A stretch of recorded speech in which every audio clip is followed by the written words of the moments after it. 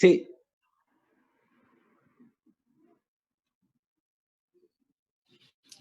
Entonces, remuneraciones, todo lo que tiene que ver con sueldo, ¿cierto? Recursos humanos, es lo que vamos a ver hoy día, que principalmente la parte práctica.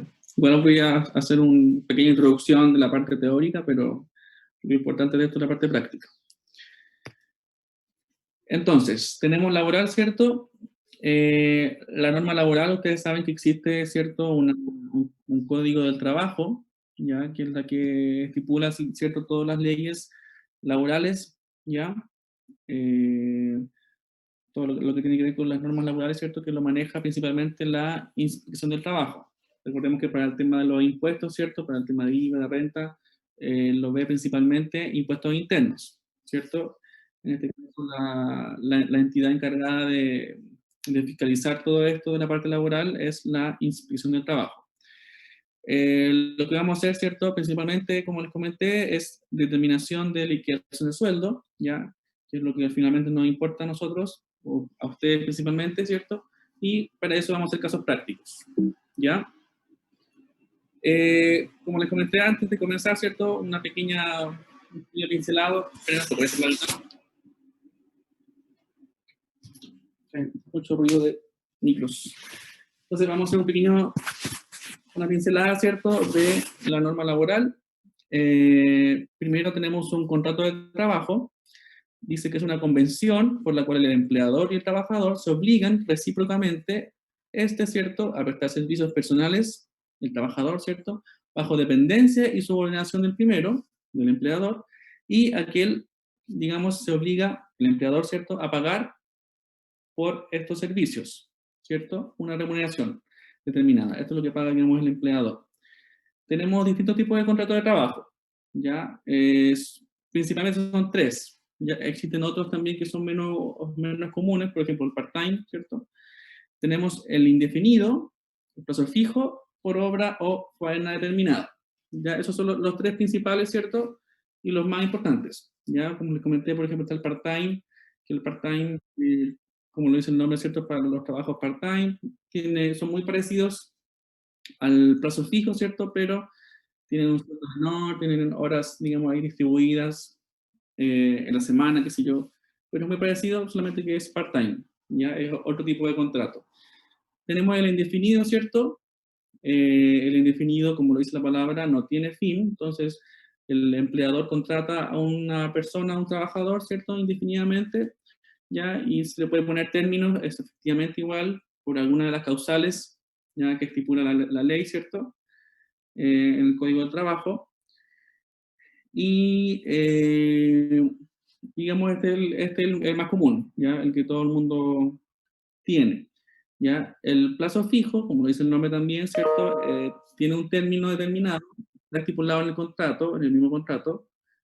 Eh, Inicialmente uno contrata a alguien, por ejemplo, no sé, por un mes, 2 meses, 3 meses, qué sé yo, pero luego puede volver a ponerlo a plazo fijo, ya en una segunda oportunidad, pero ya a la segunda oportunidad, el vencimiento automáticamente pasa a ser indefinido.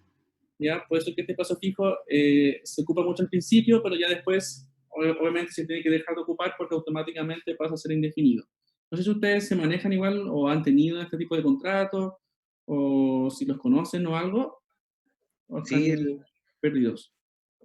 sí, sí, sí. Nosotros Uno entra con plazo fijo, son dos contratos a plazo fijo y el tercero siempre pasa a definir. generalmente para poner a prueba a ver si uno funciona o no. Exacto, el plazo fijo se ocupa principalmente para eso, ¿ya? Para Lo poner otro, a ver si funciona. después del segundo contrato a plazo fijo, no sé si aún regira eso, que el empleador a veces no informa que uno pasa a plazo indefinido, pero creo que son 10 días hábiles. Si el empleador no le confirma que pasa a contrato indefinido, pasa automáticamente a ser un contrato indefinido. Claro, o sea, automáticamente, digamos, cuando se termina el segundo plazo, si no da aviso ni de término ni de continuación, pasa automáticamente a ser indefinido, ¿ya? Entonces ahí tiene que sí o sí el empleador dar aviso de alguna cosa, si va a seguir o sea, si va a seguir, puede que no dé aviso y que lo entienda porque entienda que se sigue, ¿cierto? Porque así lo establece la ley, ¿cierto? Pero si es que no quiere seguir el contrato, tiene que dar aviso de término, ¿ya? Pero si es que no, como les digo, pasa automáticamente a contrato indefinido. Ya, el tercero que aparece acá es por obra o faena, tiene que ver cuando uno contrata a un trabajador, ¿cierto? Una persona, para que preste servicios asociados a un trabajo o a una obra, ¿cierto? A una faena determinada, como lo ves acá. ¿Ya? Por ejemplo, no sé, pues yo estoy postulé una licitación, ¿cierto? Con Oxykin, por ejemplo, y para ese trabajo necesito, no sé, un ingeniero que me apoye por unos 2 meses, por ejemplo, o 3 meses, ¿ya? Sin embargo, esto no es un contrato a plazo fijo, ¿ya? O sea, yo podría contratar a esta persona por 3 meses, pero ¿qué pasa, por ejemplo, si la obra se alarga o se acorta? O sea, o es más corta de lo que esperaba. Entonces, para eso existe el contrato por obra, ¿cierto? Porque yo lo puedo contratar, ¿cierto? Y aparece así en el contrato, aparece así, ¿cierto? Le puedo decir que está asociado a este trabajo con Oxykin, por ejemplo, y que una vez que el trabajo de Oxykin se termine, la persona queda automáticamente finiquitada, ¿ya? Cosa de que si la obra se alarga, ¿cierto? O es más corta de lo que tenía estipulado, no me amarro, digamos, a tener a esa persona contratada, porque el plazo fijo, si yo lo contrato, por ejemplo, a un mes, no lo puedo echar antes. No puedo decirle como que pasa una semana y decirle que está finiquitado, no. Tiene que durar sí o sí el mes, ¿ya? O si quiero que se vaya antes, tendré que pagarle igual todo lo que resta, digamos, del mes que falta. ¿Ya? Entonces, por eso que es importante este contrato de obra faena, porque permite, ¿cierto?, al empleador eh, estipular el término una vez que la obra, digamos, se termine, ¿ya? Porque puede ser mucho más larga de lo que yo esperaba o puede ser mucho más corta. Entonces, esa es como la diferencia entre estos tres contratos, que tiene que ver más que nada con el tema del plazo. En los otros digamos, términos son prácticamente iguales, ¿ya? Lo único que cambia, digamos, es el tema del plazo. Es indefinido, plazo fijo, ¿cierto? O por obra faena. Al igual que el part-time. El part-time lo que cambia principalmente es el tema del plazo y del tema también de los horarios, ¿ya? Así que eso con el contrato de trabajo. Profe, ¿Sí? le puedo hacer una pregunta con el contrato de obra, o el contrato por Ajá. obra. Ese, por ejemplo, ya, si te dicen el contrato, o sea, la obra dura un año, ¿ya? Dentro de ese contrato nosotros podríamos ser indefinidos igual. ¿Cómo? No, pues, o sea, o sea, no es indefinido porque solamente pasa a ser pasa, digamos, por obra, ¿cierto? Y si la obra termina, por ejemplo, en el año, se finiquita. Si la obra termina Claro, antes, claro, la persona se va antes. Si la claro. obra termina Si se gana después, el la persona se va licitación, después. por ejemplo, se extiende, pues, no sé, un año más.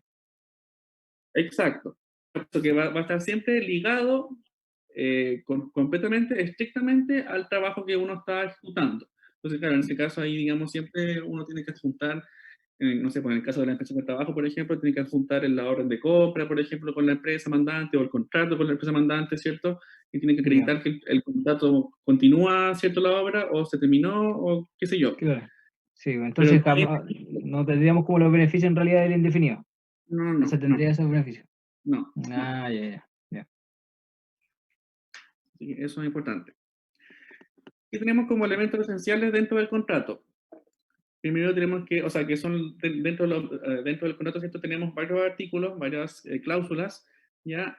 De las cuales son tres los más importantes, ¿ya? El primero es la prestación de servicios, ¿ya? O sea, tiene que estipularse qué es lo que va a desarrollar la persona, cuál va a ser su función, ¿ya? Tiene que estipularse, digamos, cuáles van a ser sus labores, sus tareas, viene detalladamente, ¿ya? Tiene que también estipularse el tema de la remuneración, ¿cierto? Lo que va a ganar, el imponible, el sueldo bruto, qué sé yo. Profe, Eh, sí, consulta, ¿y con los anexos de contrato, eso no se rige o solo lo rige la empresa? ¿O se rige también por la inspección del trabajo? o sea, claro, los anexos de contrato son para modificar cualquier cosa que se haya estipulado dentro del contrato de trabajo original. ¿Ya? ¿Pero Esa eso es la, también esa es la como figura que del lo rige la inspección del trabajo o solo claro, correcto. la No, empresa no, hace lo que quiere? lo rige la ley de trabajo también. Porque es un Ya. anexo, es algo asociado al contrato. Ya es parte del contrato y que puede cambiar, ¿cierto? Modificar cualquier cosa que se estipuló dentro del contrato. Pero es parte también, digamos, de lo que fiscaliza, digamos, la inspección del trabajo en este caso. ¿Ya? Entonces estábamos en los elementos esenciales, ¿cierto? La prestación de servicios, ¿cierto? La remuneración y por último, que se estipule, ¿cierto? Que quede bien claro que va a tener, ¿cierto? Un vínculo de subordinación o dependencia. ¿Qué quiere decir esto? Que la persona, que el trabajador va a ser efectivamente empleado, ¿cierto? Del empleador o en este caso de la empresa. Ya va a tener una subordinación por parte de la empresa, una dependencia, por eso se llama dependiente, porque depende, ¿cierto?, de una empresa. ¿Por qué se deja estipulado esto? Porque hay otros contratos, como por ejemplo el contrato de honorarios, ¿cierto?, que ese no tiene subordinación o dependencia. Por eso es que a los trabajadores a honorarios se les llama independientes, porque no tienen dependencia de una empresa, ¿cierto?, de un empleador.